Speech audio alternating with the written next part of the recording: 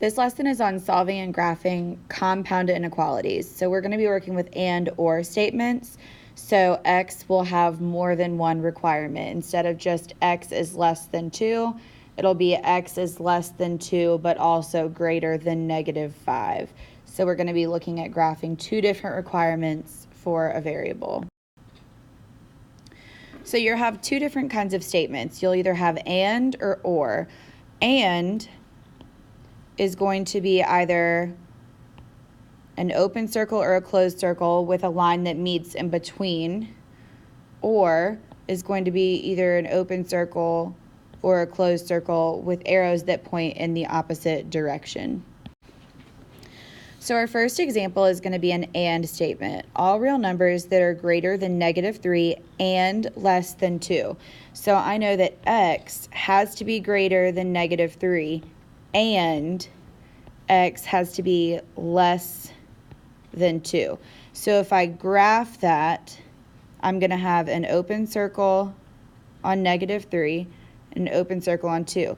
Now I want all the numbers that are greater than -3, so I'm going to be going this direction, but I can't go past the 2 because x has to be less than 2. So it's really simple. It's just like graphing a regular inequality, only now we have some different parameters. The next example we're going to look at is an or statement. All real numbers that are less than 0 or greater than or equal to 5.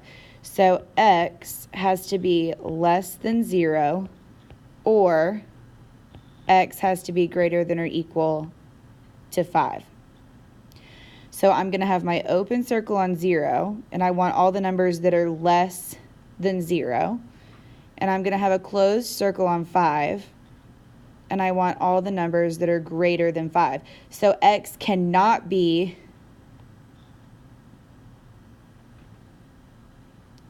zero through 4, but it can be all other numbers.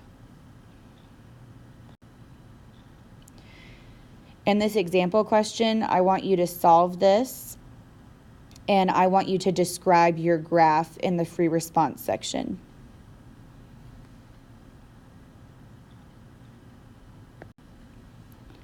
Same thing for this question.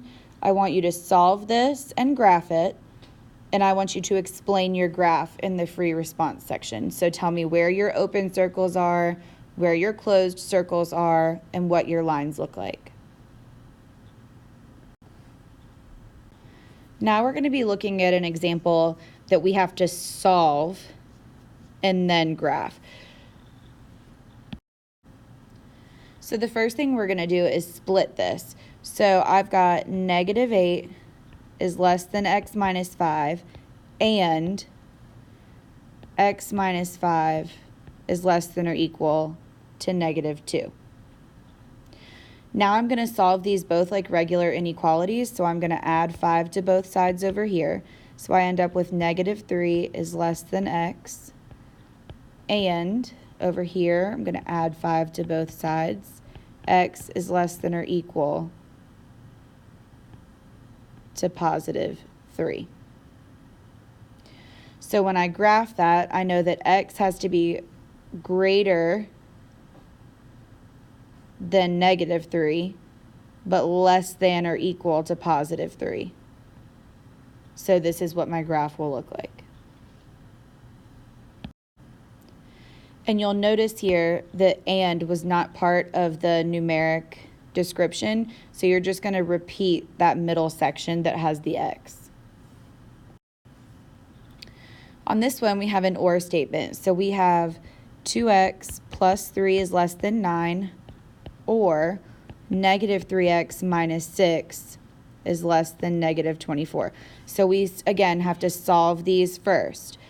So I'm going to subtract 3, 2x, divide by 2.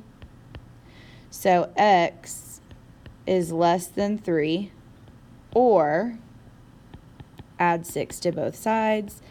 -3x is less than -18. And I'm going to divide by -3, but remember that means I have to flip the sign. So x is either less than 3 or greater than 6.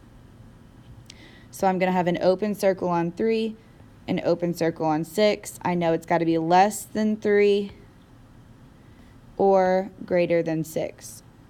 So if I were to describe this graph, I would say that I have an open circle on 3 with an arrow going left and an open circle on 6 with an arrow going right.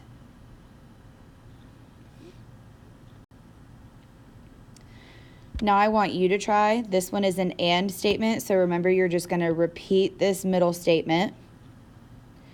And I want you to solve it, graph it, and in the free response section, describe your graph. Same thing with this one, but this one is an or statement. I want you to solve it, graph it, and explain your graph in the free response section.